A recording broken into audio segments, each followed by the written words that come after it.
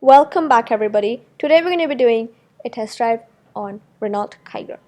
This is a RXZ, the top variant, and it's also turbo powered CVT. Interior of the car, the plastic is kind of cheap and low quality, but the thing that wins this car over is that the space. It's very spacious in the cabin, and the boot is also 405 liters, which is the biggest in these compact SUVs. And however, everything else is fine. The only thing that's missing in this car that most of the compact SUVs have is a sunroof. In any variants, there's not going to be any sunroof.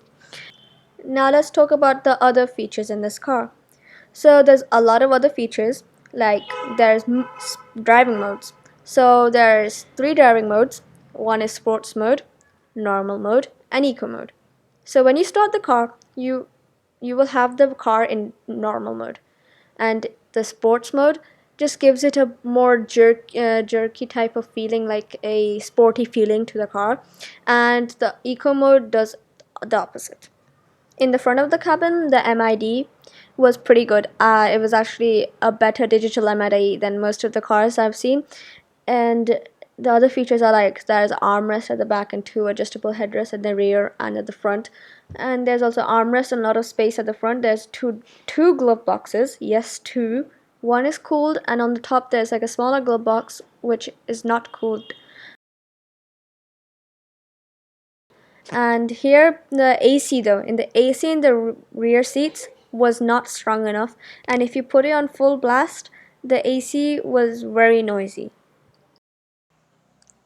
We drove the car in a narrow street just to check the drivability in the crowded, congested, narrow streets.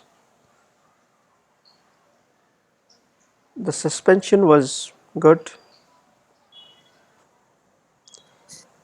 A Renault Kiger has good turn radius and the maneuverability was very good, as you can see from this crowded street.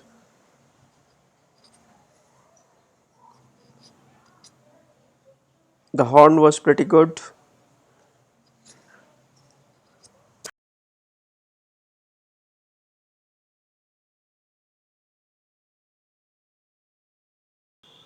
Bumps and of the road we were not able to feel.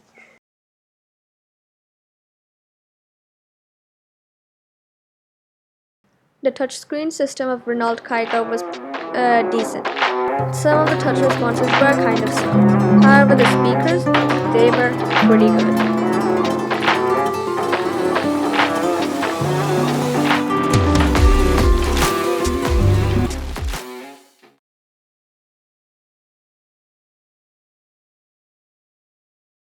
As I've already said about the spacious cabin, but the legroom is phenomenal.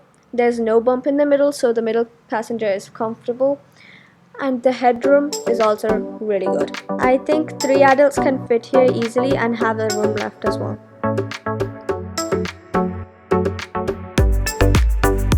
The disappointing thing about this car was the cheap plastic head locks. The handle, it was not foldable, and the window was too small for my liking.